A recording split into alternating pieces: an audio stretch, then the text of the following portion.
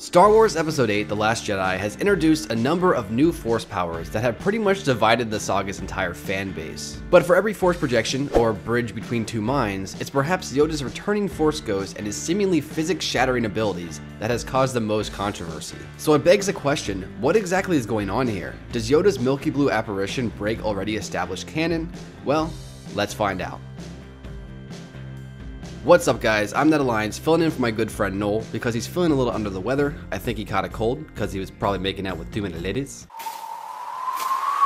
So I'm here today to tackle this subject for him. But before we begin, if you enjoyed this video and you'd like to check out my channel, there will be a link in the description below. But with that shameless self-promotion out of the way, let's begin. So right off the bat, fans old and new can't quite wrap their heads around Yoda's sudden appearance. I mean, Force Ghosts are renowned for returning to a Jedi's aid at their lowest point, the best example being in Episode 5 when Obi-Wan comes to Luke on Hoth. So why after all this time has the wise Jedi Master just now decided to reappear? I mean, think about it, surely between the events of Episode 6 and 7, Yoda has been watching or even assisting Luke Skywalker in his attempts to re-establish the Jedi Order, right? And the thing about it is, it's Star Wars. Things that don't make sense now could later be explained in a future comic book or a novel. So maybe one day they will explain this, but for now, all that we know for certain is that Yoda's encounter with his former student in The Last Jedi was the first interaction between the two of them for quite some time, which makes sense due to Skywalker's lengthy disconnection from the Force. Now with that established, we have to ask the question, where are the other Force Ghosts? One of the most iconic scenes in the entire Star Wars saga occurs near the climax of Return of the Jedi,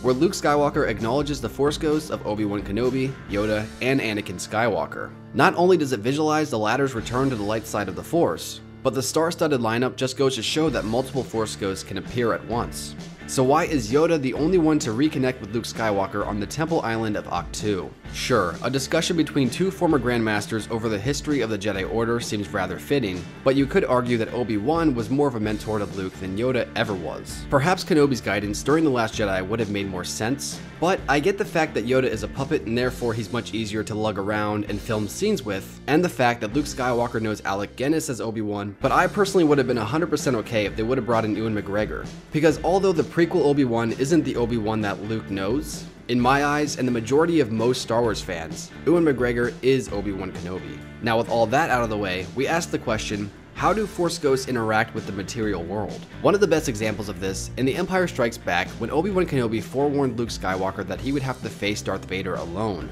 which, in other words, that means Force Ghosts can't affect the material world. For Obi-Wan is insinuating he can't physically help. Now, fast forward 30 plus years, however, and Yoda is summoning lightning from the sky like it's nobody's business. Even if you are to interpret Kenobi's famous line in a different manner, this scene still raises a few too many questions. But what about when Yoda bopped Luke on the face with his walking stick?